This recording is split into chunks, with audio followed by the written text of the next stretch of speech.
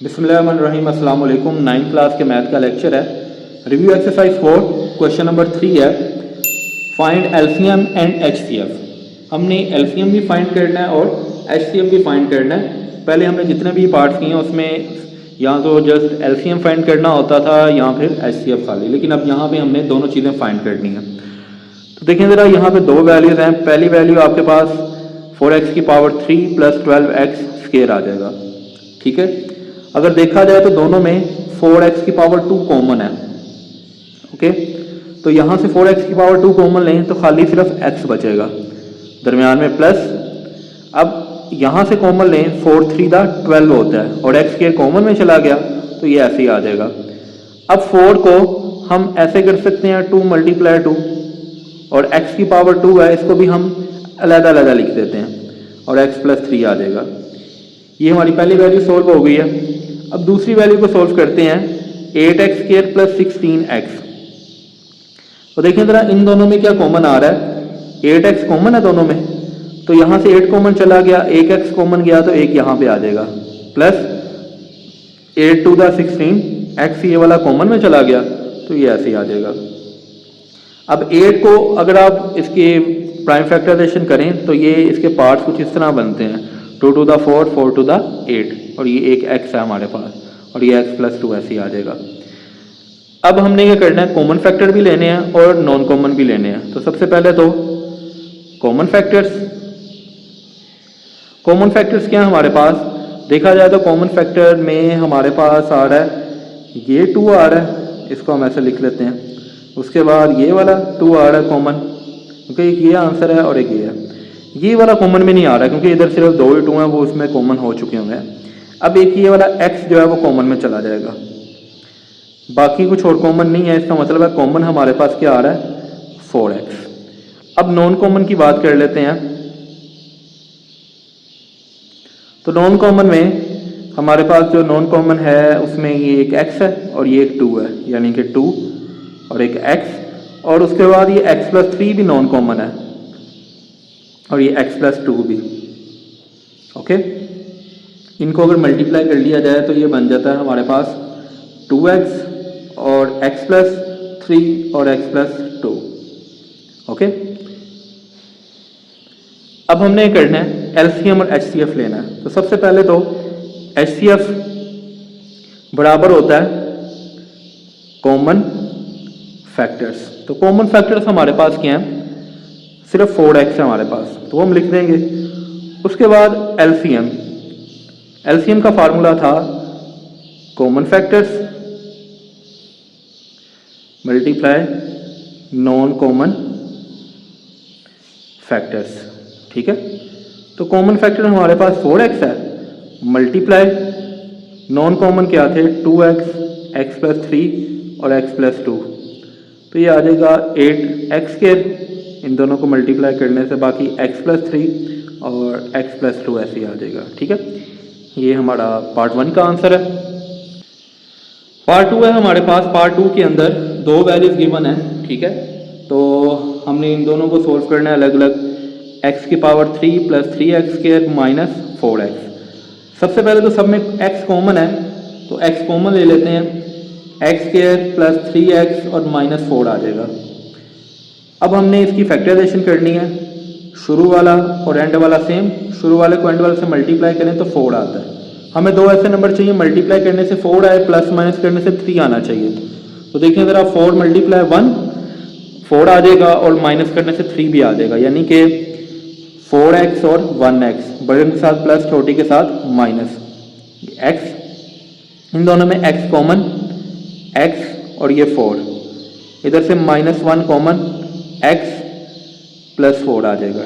ठीक है, ये x ऐसे ही आ जाएगा, x + 4 कॉमन, बाकी आ जाएगा x - 1। ठीक है, तो ये पार्ट 1 का हमारा आंसर है। अब चलते हैं इसकी सेकंड वैल्यू के ऊपर। x² और +3 ऐसे आ जाएगा, यानी शुरू वाली वैल्यू और एंड वाली वैल्यू ऐसे लिख देंगे हम। अब शुरू वाली वैल्यू को एंड वाली वैल्यू से मल्टीप्लाई करें तो 3 आता है। हमें 3 चाहिए मल्टीप्लाई करने से और प्लस माइनस करने से 4 चाहिए। तो देखें ज़रा, अगर हम कर लेते हैं 1 मल्टीप्लाई 3 तो 3 होगा और इनको ऐड करने से 4 भी आ जाएगा, यानी कि 1x और 3x। अब देखें ज़रा, इसके साथ माइनस है तो हमें दोनों के साथ माइनस लगाना है क्योंकि हमने -4x बनाना है। अब इन दोनों में से x कॉमन ले लेंगे, x -1 आ जाएगा। इधर से -3 कॉमन लेंगे, 3 कॉमन है लेकिन माइनस इसलिए कॉमन लिया है कि माइनस सेकंड वाली वैल्यू के साथ चला जाए, क्योंकि यहाँ पे भी सेकंड वाली वैल्यू के साथ माइनस है। तो ये x प्लस का हो जाएगा, ये माइनस का, 3 1 3। अब देखें ना, सेम आ गया, x -1 कॉमन, बाकी x -3 आ जाएगा। अब हमारे पास दोनों आंसर आ चुके हैं, तो कॉमन और नॉन कॉमन निकाल लेते हैं। सबसे पहले आ गया कॉमन फैक्टर्स। कॉमन फैक्टर्स क्या है हमारे पास, x -1 और x -1 है, यानी कि सिर्फ यही कॉमन है। उसके बाद नॉन कॉमन की बात अगर करते हैं हम,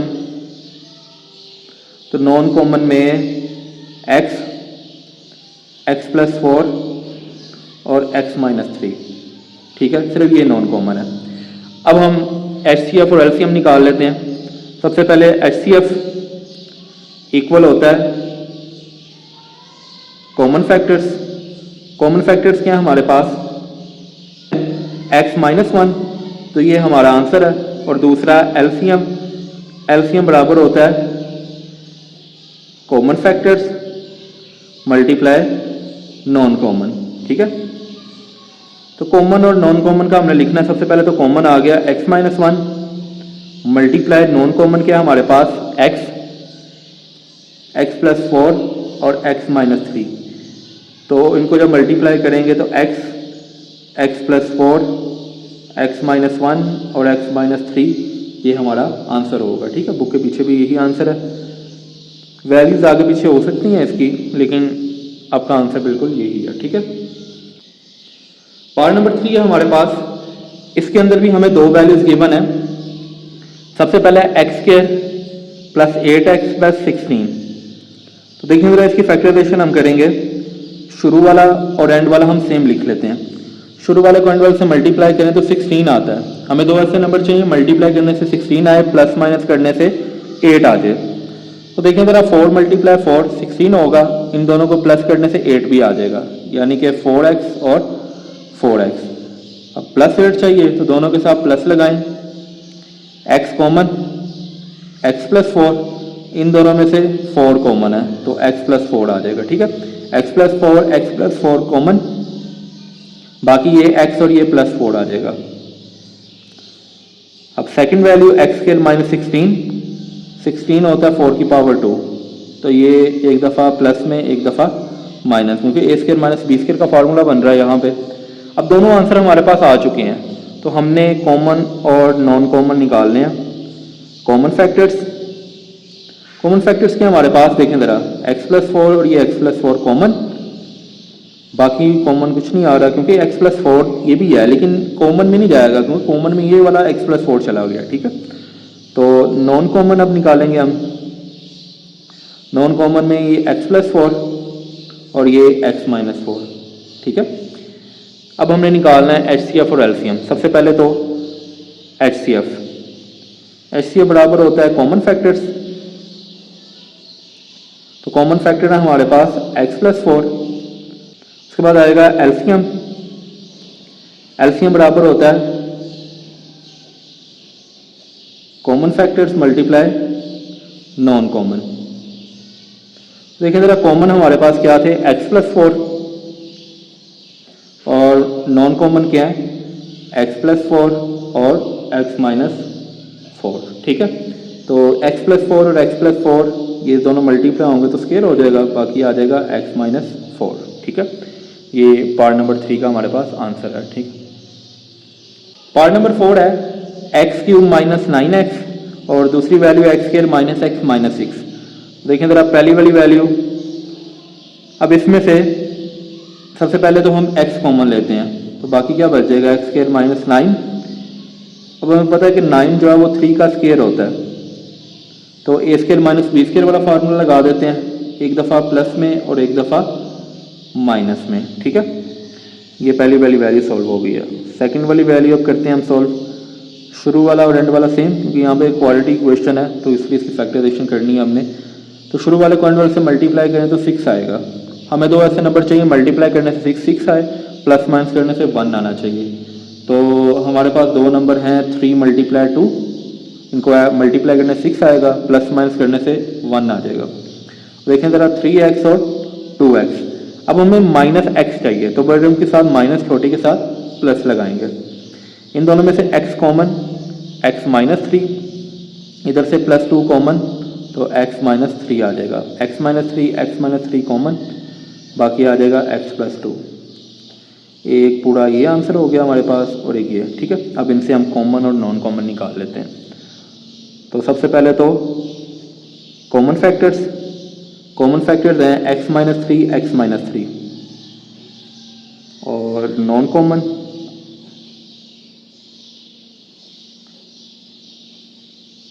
तो देखें ज़रा नॉन कॉमन में ये एक x आएगा, ये x + 3 क्योंकि ये कॉमन नहीं है। दूसरा ये वाला x + 2 क्योंकि ये वाला जो x -3 है वो इसके साथ कॉमन हो चुका होगा, ठीक है। अब HCF और LCM हम मालूम कर लेते हैं। सबसे पहले HCF इक्वल होता है कॉमन फैक्टर।